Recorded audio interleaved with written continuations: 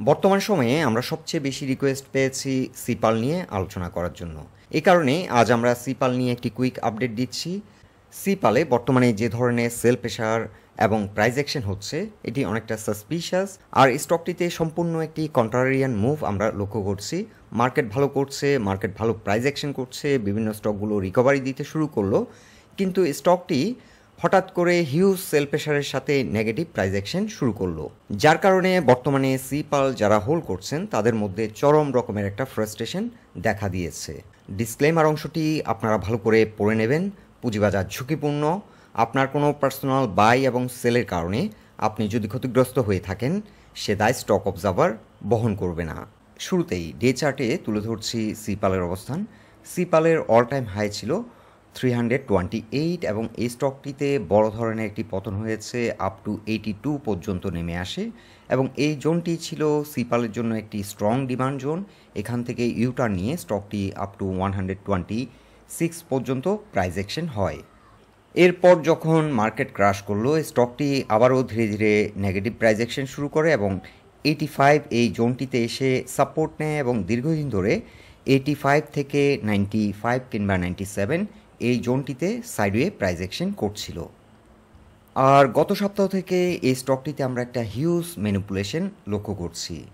বর্তমানে সিপাল যারা পোর্টফোলিওতে হোল্ড করছেন তারা চরম ফ্রাস্ট্রেশনে আছেন, কেননা এখন মার্কেট রিকভারি দিচ্ছে, বিভিন্ন স্টকগুলো ধীরে ধীরে রিকভারি দিতে শুরু করলো, কিন্তু এই স্টকটিতে একটা কন্ট্রারিয়ান মুভ আমরা লক্ষ্য করছি। স্টকটি নেগেটিভ প্রাইস অ্যাকশন করছে, সাথে হিউজ সেল প্রেশার, আর এই স্টকটিতে একটা হিউজ ম্যানিপুলেশন হচ্ছে। আমরা এই কারণেই মনে করছি স্টকটির গত 2-1 মাসের ট্রেন্ড যদি আমরা দেখি, একদিকে স্টকটিতে সেলার ড্রাই হয়ে গেছিল এবং অন্যদিকে স্টকটিতে ধীরে ধীরে বায়াররা পজিশন নিচ্ছিল, বাই প্রেশার ছিল। কিন্তু হঠাৎ করে গত সপ্তাহে অ্যাবনর্মাল সেল প্রেশার আমরা এই স্টকটিতে লক্ষ্য করছি এবং এটি অনেকটা সাসপিশাস। এখন প্রশ্ন আসতেই পারে, হঠাৎ করে এই স্টকটিতে এ ধরনের সেল প্রেশার আসার কারণ কি? প্রথম কারণটি হতে পারে এই স্টকটিতে ইনস্টিটিউশন পোর্শনে রয়েছে প্রায় 22% শেয়ার। আমরা যেটা ধারণা করছি ইনস্টিটিউশন পোর্শন থেকে অনেকটা সেল প্রেশার আসতে পারে। সিপালের ক্ষেত্রে ডাইরেক্টর পোর্শনে রয়েছে 46.83%।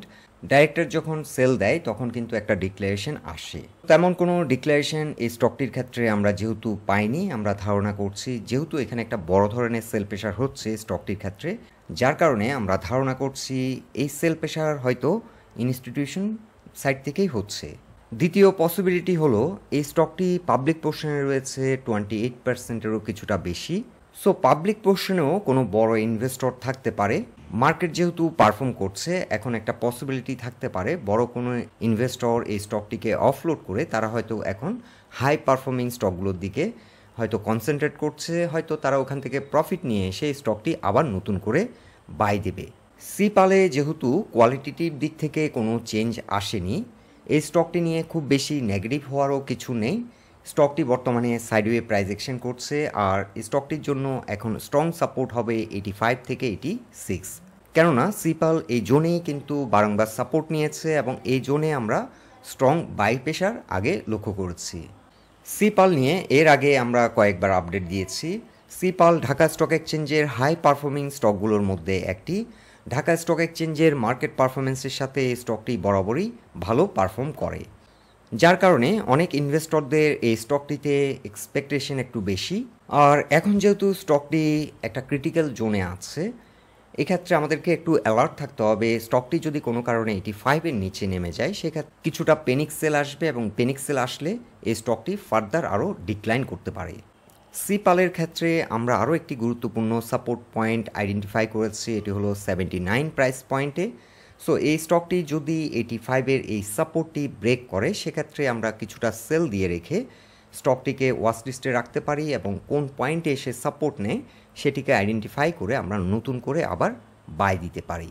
যেহেতু সিপালে আমরা এখনও কোনো নেগেটিভ নিউজ পাইনি, যার কারণে সিপাল নিয়ে আমরা এখনও তেমন একটা ফ্রাস্ট্রেটেড না। হয়তো স্টকটি up to the mark perform করছে না, ঢাকা স্টক এক্সচেঞ্জের অনেক হাই পারফর্মিং স্টক বর্তমানে পারফর্ম করছে না। সো সিপালের ক্ষেত্রে আমরা যেটা ধারণা করছি, যদি কোনো কারণে 85-এর সাপোর্ট পয়েন্টটি ব্রেক করে, সেক্ষেত্রে সিপাল হয়তো 78 কিংবা 79 এই জোনে এসে সাপোর্ট নেবে এবং এখান থেকে ঘুরে দাঁড়াবে। অথবা এই সপ্তাহে যদি মার্কেট আবার ইউ টার্ন নেয়, সেক্ষেত্রে সিপাল কিন্তু 86 কিংবা 85 এই জোন থেকে ইউ টার্ন নিতে পারে। আর সিপাল যদি 85 কিংবা 86 থেকে ইউ টার্ন নেয়, সেক্ষেত্রে একটি রেজিস্ট্যান্স ফেস করবে 98-এ, স্ট্রং রেজিস্ট্যান্স। এবং সিপাল মূলত ভালো প্রাইস অ্যাকশন শুরু করবে ডে চার্টে 20 এক্সপোনেনশিয়াল মুভিং অ্যাভারেজের উপর ঘুরে দাঁড়ালে।